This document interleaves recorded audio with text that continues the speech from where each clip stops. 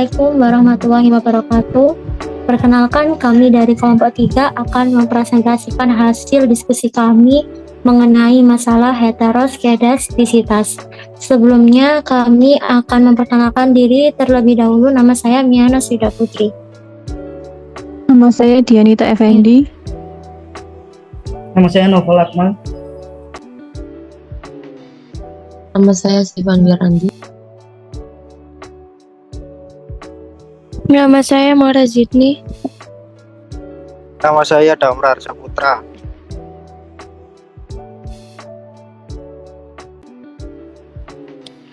Pokok pembahasan yang akan kami jabarkan ialah yang pertama pengertian heteroskedastisitas, yang kedua estimasi keberadaan heteroskedastisitas, yang ketiga ada konsekuensi praktis heteroskedastisitas, yang keempat ada mendeteksi dan solusi, dan yang terakhir ada contoh soalnya.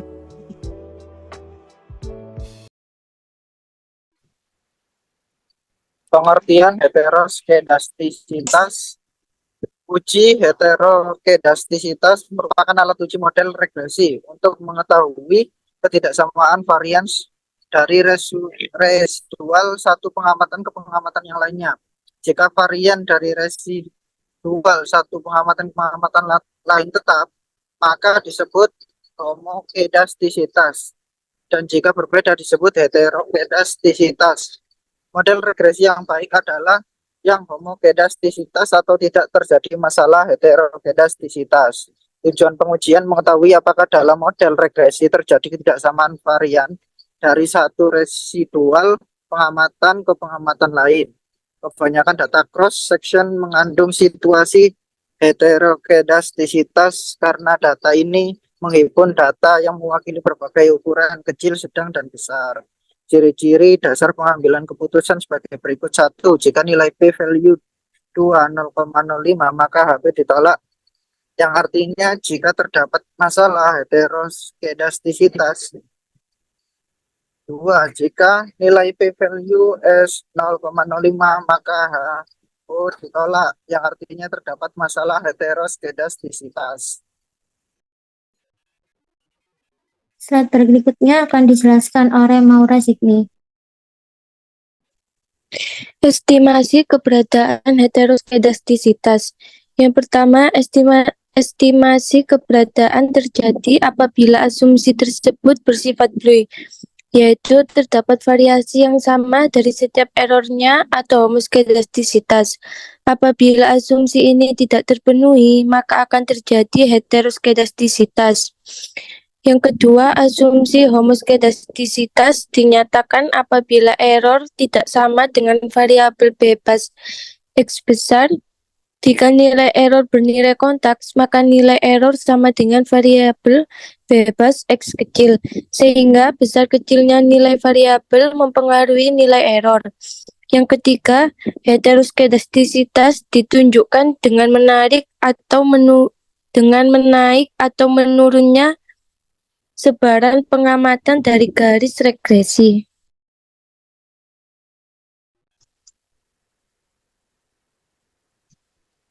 Slide berikutnya akan dijelaskan oleh Stefani Yuli. Dari tabel tersebut dapat diasumsikan bahwa asumsi homoskedastisitas menyatakan bahwa setiap variasi error di sekitar rata-rata nolnya tidak tergantung pada nilai variabel bebas. Setiap variasi error masih tetap sama baik untuk variabel bebas bernilai kecil maupun besar. Secara matematik, standar error bukanlah fungsi dari variabel bebas. Dan jika variasi error tidak konstan atau nilai-nilainya tergantung pada nilai-nilai variabel bebas, maka variasi errornya merupakan fungsi dari variabel bebas. Sehingga besar atau kecilnya nilai variabel bebas mempengaruhi nilai variansi error. Ketergantungan ini dilukiskan secara diagramatis pada panel-panel atau grafik tadi. Kasus heteroskedastisitas ditunjukkan dengan menaik atau menurunnya sebaran pengamatan dari garis regresi. Dari gambar grafik tersebut disimpulkan menggunakan fungsi bahwa YI sama dengan B0 ditambah BI XI ditambah EI MUI, di mana YI merupakan nilai perubahan tak bebas dependent Dan XI merupakan nilai perubahan yang bebas, kebalikan dari I tadi. BO dan B1 merupakan parameter dari regresi yang tidak diketahui. Untuk mu I merupakan nilai standar errornya. Next. Selanjutnya, konsekuensi heteroskedastisitas. Adanya konsekuensi heteroskedastisitas dalam suatu model regresi menggunakan penaksiran OLS, ordinary least square, tetap tidak bias dan konsisten, tetapi penaksiran tersebut tidak efisien baik bagi sampel besar maupun sampel kecil. Hal ini terjadi pada penaksiran OLS dengan memperhatikan kehadiran heteroskedastisitas maupun pada penaksiran OLS tanpa memperhatikan kehadiran heteroskedastisitas. Unsur heteroskedastisitas menyebabkan hasil dari t-test dan fs menyesatkan karena kedua uji tersebut menggunakan besaran variasi taksiran. Lebih besarnya variansi taksiran dibanding variansi sebenarnya akan menyebabkan standar taksiran error juga lebih besar, sehingga interval kepercayaan sangat besar pula. Pada estimasi OLS ada dua macam perlakuan terhadap unsur heteroskedastisitas. Yang pertama, OLS dalam memperhatikan heteroskedastisitas dan tanpa memperhatikan heteroskedastisitas. Untuk OLS yang memperhatikan heteroskedastisitas menggunakan metode taksiran parameter regresi B-TOPI dan variasi taksiran parameter yang telah diberikan untuk menghitung secara eksplisit dengan variansi dan asumsi variasi error yang diketahui. Sedangkan OLS tanpa memperhatikan heteroskedastisitas menggunakan metode taksiran parameter regresi B-TOPI akan tetapi juga variasi error umum bahkan pada saat heteroskedastisitas ada atau dicurigai ada. Bila tidak diperhatikan heteroskedastisitas dan menggunakan variasi error secara umum. Untuk konsekuensi lain heteroskedastisitas yaitu A. Akibat tidak adanya konstannya variansi menyebabkan variasi hasil estimasi menjadi lebih besar.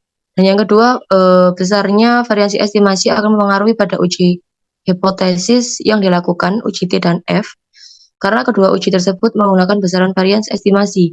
Akibatnya kedua uji hipotesis tersebut menjadi tidak akurat. Dan yang ketiga, lebih besarnya variansi estimasi akan mengakibatkan standar error juga lebih besar sehingga interval kepercayaan menjadi besar.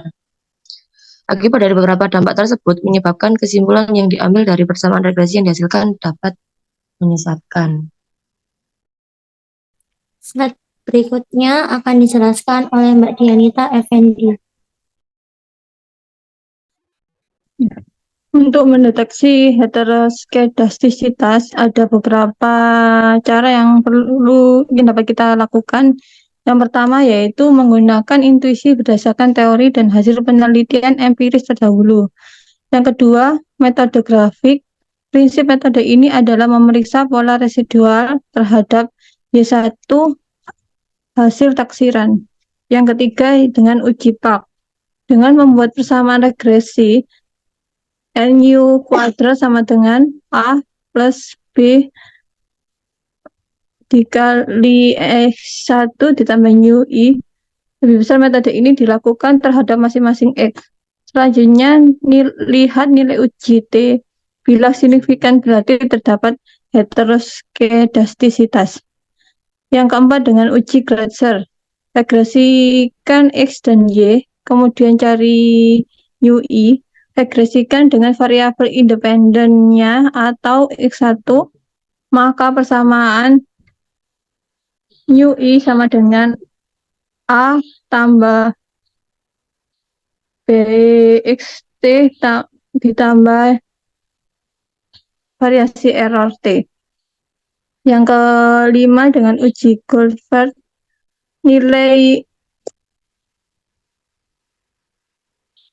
lebih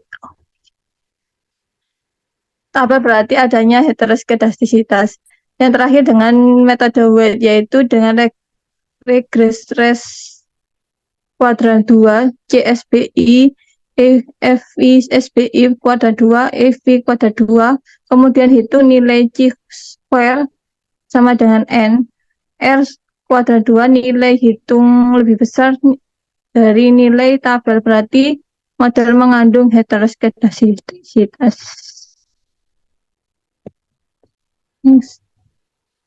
Adapun solusi yang dapat kita lakukan yaitu pertama dengan metode generalize atau square atau GLS dengan mengubah atau transformasi model Y1 sama dengan B0 plus B X besar ditambah nu I dengan nilai 1 atau Q seluruh variabel dibagi. Yang kedua dengan transformasi logaritma Y1 YI sama dengan B0 ditambah B1 X1 XI ditambah UI sehingga sebaran menjadi lebih kecil.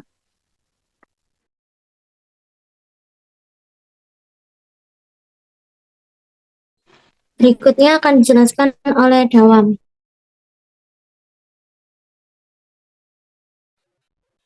Rumus yaitu YI EI dengan variabel OI kuadrat kalikan persamaan dengan 1 banding LI. YI per sama dengan B0 1 per 0I plus B1 X1 plus EI per 0I. Maka diperoleh model transformasi sebagai berikut. YI kali sama dengan B0 B plus B1 X1 plus EI. Bukti varian telah konstan var EI sama dengan EI kuadrat IE EI 12 sama dengan EI dikurangi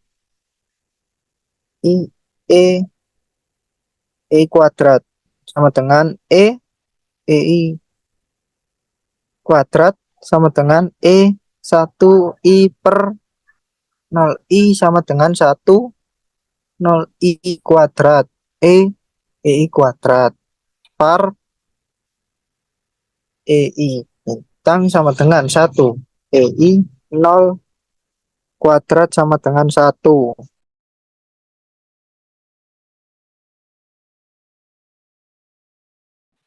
Berikutnya akan dijelaskan oleh Maura Zidni. Kesimpulan, heteroskedastisitas adalah kondisi ketika varians dari kesalahan model tidak konstan dan berbeda-beda pada berbagai level variabel independen. Heteroskedastisitas tidak merusak sifat ketidakbiasaan dan konsistensi penafsiran OLS, tetapi penafsiran ini tidak lagi memiliki varians minimum efisien. Penafsiran OLS bisa digunakan dan bisa dalam kasus heteroskedastisitas. Dalam kasus dua variabel penarikan yang dipakai ialah varian B1 adalah 0,2 atau sigma XI kuadrat. Sedangkan untuk keadaan heteroskedastisitas ialah sigma XI kuadrat, 0I kuadrat atau sigma XI kuadrat. Ada beberapa cara untuk menangani heteroskedastisitas pada model regresi. Salah satunya adalah dengan menggunakan transformasi data. Contohnya adalah transformasi log atau akar kuadrat tertimbang. Untuk contoh soal dan pembahasannya akan dijabarkan oleh Mas Akmal. Ya, ini ada contoh soal 1. Jadi pada sebuah perusahaan furnitur terkenal City of Manhattan, ada seorang manajer pemasar yang ingin mengetahui biaya promosi apakah mempengaruhi banyaknya penjualan furnitur secara signifikan. Untuk mengetahui, maka manajer memakai metode OLS dengan asumsi heteroskedastisitas untuk membuktikannya.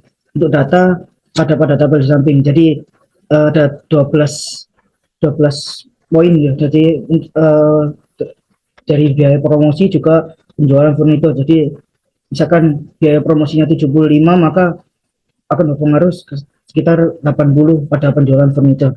Jadi saya akan mencoba memaparkan bagaimana menyelesaikan soal ini.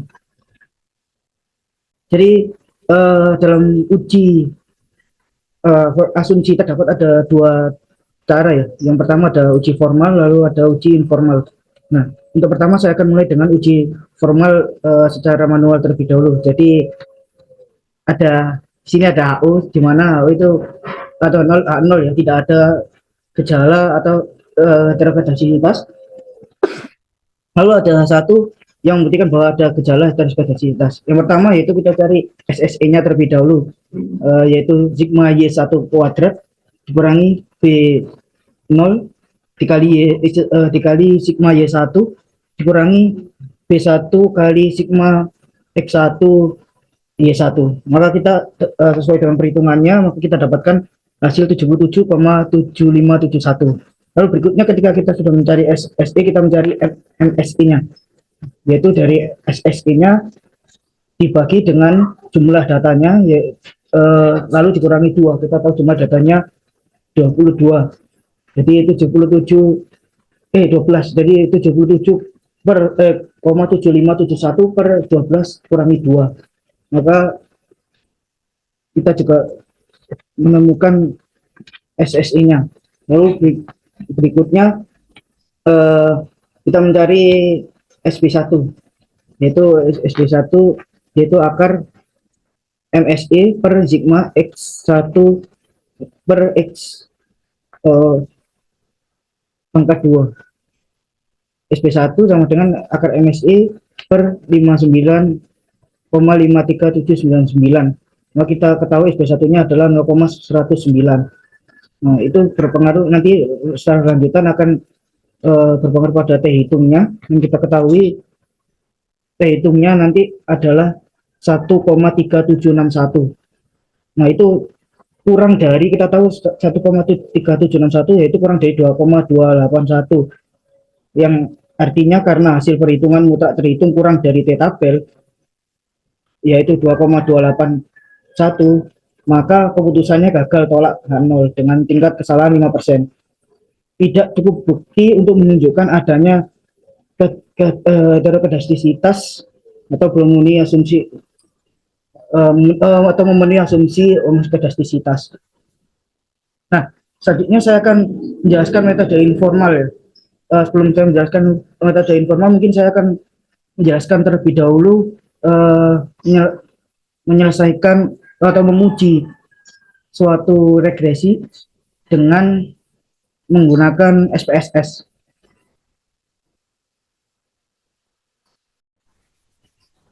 Jadi yang pertama untuk menguji suatu regresi apakah dia ada heterogeneisitas, yaitu pertama kita sini pilih new data pada SPSS. Lalu berikutnya pilih variabelnya, kita tulis terlebih dahulu di sini. Misalkan untuk kasus ini karena ada dua variabel, yaitu variabel X dan variabel Y.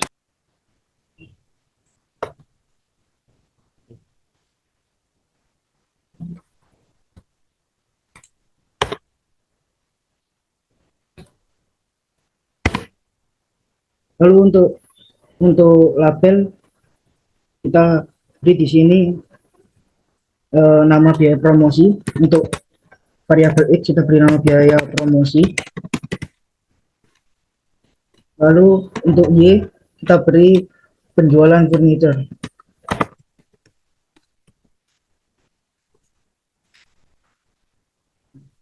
Lalu untuk data view di sini kita sudah mendapatkan dua kolom ya, di mana ada X ada Y. Saya sudah memiliki datanya tadi terlebih dahulu, jadi saya tinggal copy apa yang ada di Excel. Jadi ini datanya, data yang akan kita uji. Jadi tadi saya sudah menyebutkan ada dua cara ya, cara formal dan informal. Saya akan menjelaskan terlebih dahulu cara secara informalnya terlebih dahulu, yaitu dengan menggunakan eh, gambar scatter plots. Yang pertama kita pilih analyze, lalu pilih regression, lalu linear, kita klik linear. Kalau kita masukkan biaya promosi pada variabel independen dan biaya penjualan pada dependen. Nah, kita pastikan bahwa ini metodenya sudah enter, dalam keadaan enter. Selanjutnya pilih plot. Lalu untuk variabel y kita pilih sheet. Lalu untuk variabel x kita pilih spread. Lalu pilih continue. Selanjutnya pilih OK.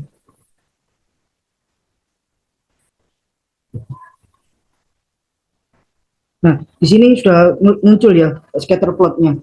Jadi kita tinggal mengidentifikasi apa yang ada yang muncul pada scatter plotnya. Jadi di sini kita tahu ya titik-titik data penyebar di atas dan di bawahnya itu di sekitar titik-titik data penyebar di atas dan di bawah atau di sekitar angka. Lalu yang kedua, titik-titik tidak mengumpul hanya di atas atau di bawah saja, jadi menyebar mereka. Nomor 3, penyebaran titik-titik data tidak membentuk pada gelombang besar kemudian menyempit dan melebar kembali. Lalu yang keempat, penyebaran titik-titik dan berpola. Dengan demikian dapat kita simpulkan bahwa tidak terjadi heterokedastisitas, atau di sini dapat kita simpulkan telah terjadi homokedastisitas. Hingga model regresi yang baik dapat dipenuhi.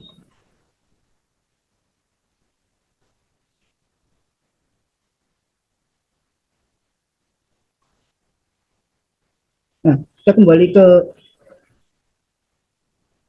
ke tabel yang tadi ya. Itu tadi adalah cara informalnya. Tapi ada juga cara formalnya, bagaimana cara mengidentifikasi apakah sistem regresi tersebut terjadi heteroskedastisitas atau tidak. Ketika kita sudah mendapatkan variabel x dan y seperti ini, lalu pilih analyze, masuk regression, linear, sama seperti tadi kita sudah masukkan sini, cuman bedanya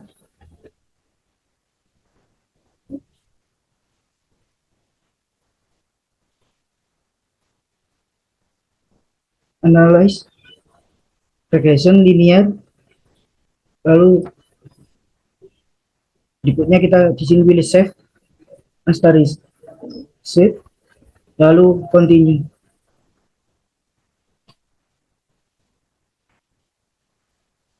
Lalu pilih OK.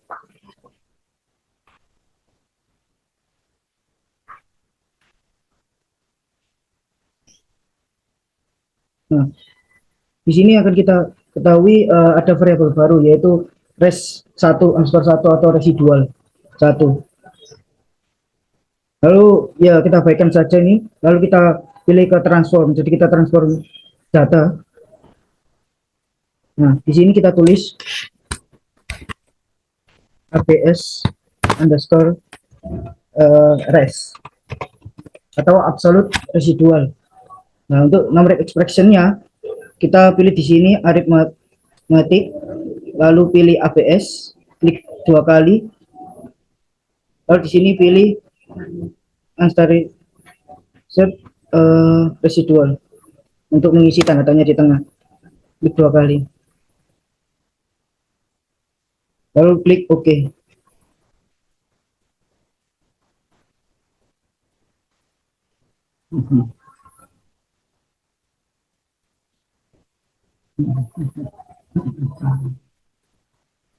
Nah, di sini kita sudah mendapatkan di sini variabel baru lagi, yaitu absolute residual. Kembali lagi, lalu kita masukkan variabel ini untuk menggantikan variabel y tadi sebelumnya yang kita sudah dapat. Masuk ke sini, lalu ini penjualan y kita keluarkan, kita ganti dengan absolute residual. Save, lalu matikan unsteady nya kita matikan. continue, lalu klik OK. Nah, di sini kita akan mendapatkan hasil model regresinya ya. Jadi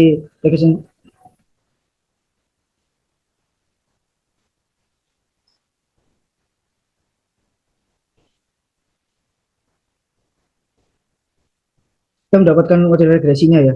Nah, di sini kita berfokus pada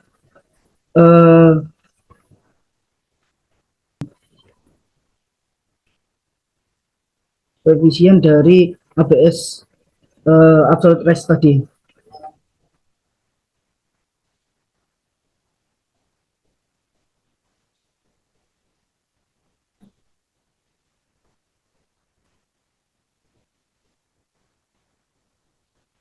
Sini nilai signifikansinya adalah 0,368 dan 0,174. Jadi kalau kita kembali lagi tadi ke yang apa yang dijelaskan Mas Dawang dalam pedoman dalam uji heteroskadastisitas, kita tahu bahwa nilai error suatu variabel dikatakan heteroskadastisitas adalah ketika dia berada di bawah 0,05. Sedangkan data yang kita miliki sekarang sudah memiliki nilai signifikasi yaitu di atas 0,05 yaitu 0,368 dan 0,174. Jadi dapat kita katakan bahwa tidak dalam model regresi ini tidak terjadi masalah heteroskadastisitas. Malah jadinya ke homoskadastisitas.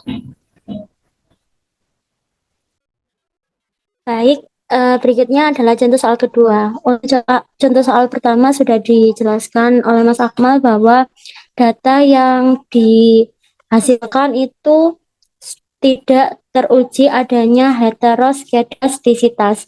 Maka di sini kami punya contoh soal yang kedua, di mana ada tiga variabel. Yang pertama adalah motivasi itu X1, minatnya itu X2, dan prestasi Y. Di sini untuk Y dependent. Nah, kita langsung masuk saja ke datanya yang sudah kita input ke SPSS untuk mempersingkat waktu. Berikut ini ada datanya, di mana X1 ada 72, X1 itu yang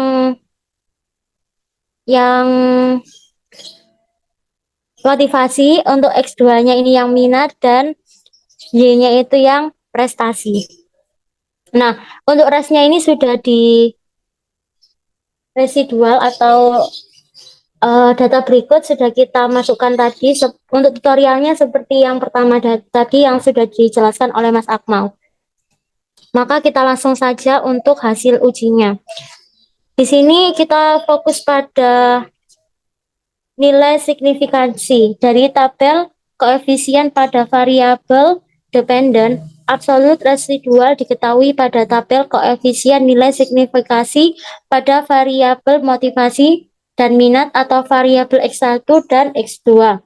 Yang menunjukkan nilai signifikasi itu di bawah 0,05 dari. Oleh karenanya dari hal tersebut dapat disimpulkan bahwa terjadinya heteroskedastisitas. Hal ini sesuai dengan pedoman yang dijelaskan oleh Mas Dawam tadi. Jika nilai itu di bawah 0,05 maka nilai tersebut terjadi heteroskedastisitas. Nah, untuk solusinya bagaimana jika data tersebut heteros? Maka solusinya kita bisa menggunakan solusi memasukkan di transformasi data. Apa itu transformasi data? Transformasi data ialah proses mengubah data menjadi bentuk yang lebih sesuai dengan asumsi model yang digunakan. Nah, di sini kenapa kita pakai transformasi data? Karena nilai QI pangkat 2 itu tidak diketahui.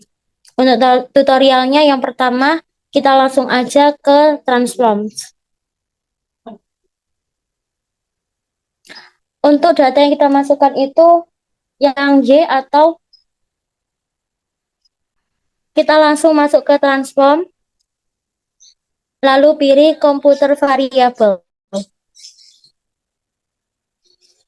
Nah, di sini sudah muncul kotak di mana ada motivasi, minat, prestasi, understand, decide, dan ABS-nya. Nah, untuk target variabel itu kita isi dengan ln underscore y.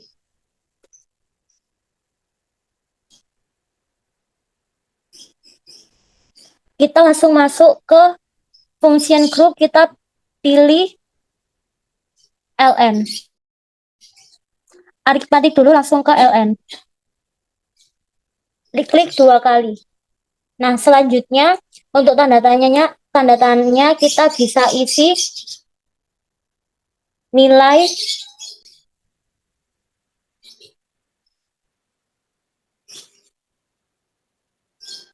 variabel y. Lalu kita bisa pilih oke. Nah, di sini sudah muncul.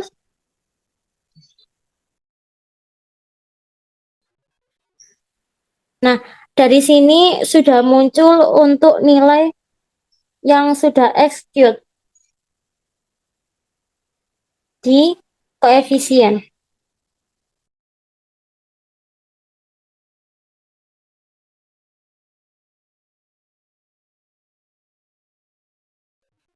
Nah, di sini untuk rumus untuk nilai ln underscore y-nya sudah muncul. Maka kita ke tahap berikutnya. Analisis regresi. Caranya ialah kita bisa pilih analek.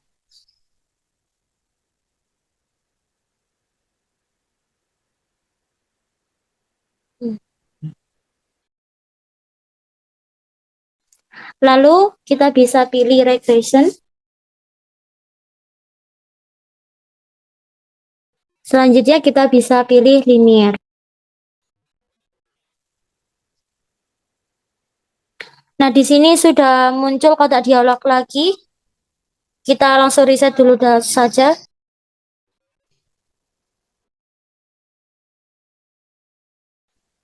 Untuk variabel lny kita bisa taruh di kolom dependent.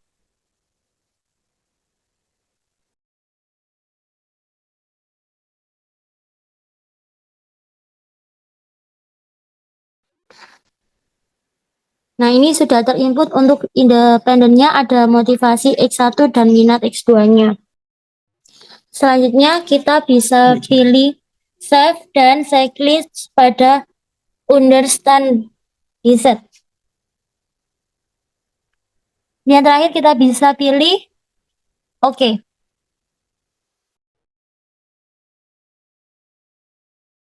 Nah, di sini sudah muncul yang kedua, residu.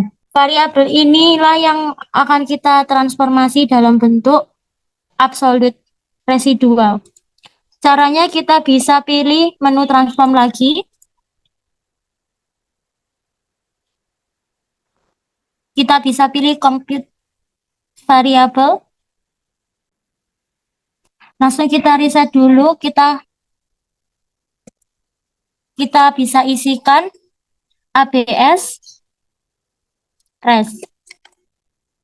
Lalu di bagian numerik kita bisa pilih ABS.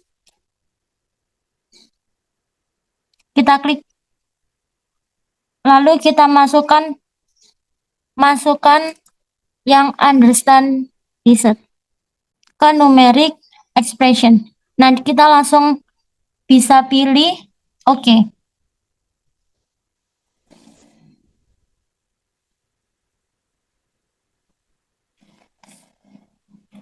Nah, di sini untuk data yang sebelumnya setelah diubah menjadi untuk motivasinya ini yang sebelumnya itu tidak mencapai 0,05, sekarang nilainya jadi 0,355. Hal tersebut sesuai dengan pedoman jika nilai di atas 0,005 maka hasilnya homo. Nah, jika di bawah 0,005 hetero. Jadi Disimpulkan bahwa data yang sebelumnya heteroskedastisitas kalau sudah ditransformasi data, maka bisa menjadi homokedastisitas. Terima kasih untuk contoh soal yang kedua. Maka sesi berikutnya kita langsung masuk ke tanya jawab dari kelompok.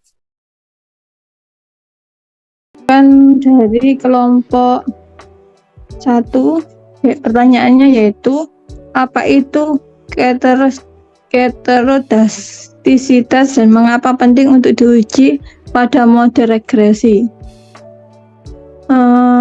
Heterodastisitas adalah kondisi ketika varian dari kesalahan model tidak konstan dan berbeda-beda pada berbagai level variabel independen. Hal itu penting untuk diuji pada model regresi karena dapat menyebabkan hasil yang salah ketika menerapkan model regresi. Selanjutnya ini ada pertanyaan dari kelompok 2, yang mana pertanyaannya residual adalah apa itu residual?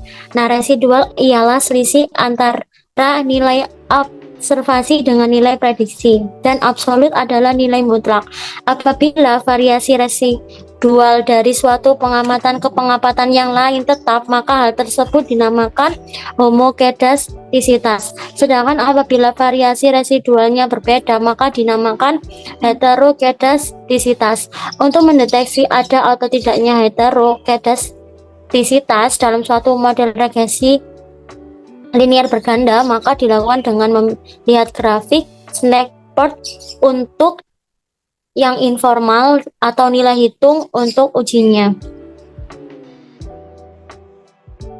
Selanjutnya pertanyaan dari kelompok 4. Mengapa memilih uji Glatzer? Karena uji Glatzer dipilih karena lebih dapat menjamin keakuratan hasil dibandingkan dengan uji grafik plot yang dapat menimbulkan bias.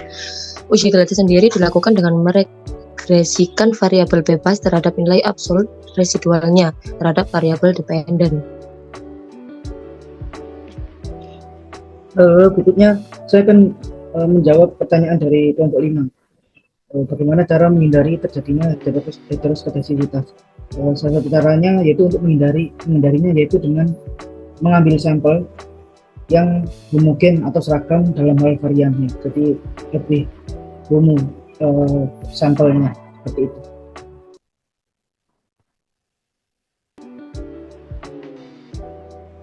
Untuk pertanyaan kelompok 6, apa saja yang menyebabkan terjadinya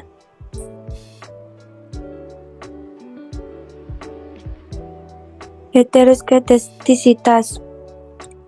Yang pertama, heteroskedastisitas dapat terjadi karena adanya data outlier atau data ekstrim. Yang kedua, heteroskedastisitas dapat juga timbul karena adanya pelanggaran terhadap asumsi klasik 9, yaitu model regresi telah dispesifikasi secara benar. Hal ini berarti ada kesalahan spesifikasi model seperti ada variabel independen penting yang belum dimasukkan ke dalam model. Yang ketiga, error learning model. Model pembelajaran kesalahan menyatakan bahwa seseorang akan belajar dari pengalaman sehingga perilaku yang salah akan semakin kecil sepanjang waktu, dan dalam hal ini nilai variance atau kuadrat diharapkan semakin menurun. Sebagai contoh, kasus kesalahan mengetik tergantung dari waktu lamanya praktek mengetik. Semakin meningkat jumlah jam praktek mengetik, semakin menurun jumlah kesalahan mengetik. Begitu juga dengan variance juga semakin menurun. Yang keempat, perusahaan yang memiliki laba besar cenderung memiliki variabilitas yang tinggi di dalam kebijakan dividen mereka dibandingkan perusahaan dengan laba yang rendah.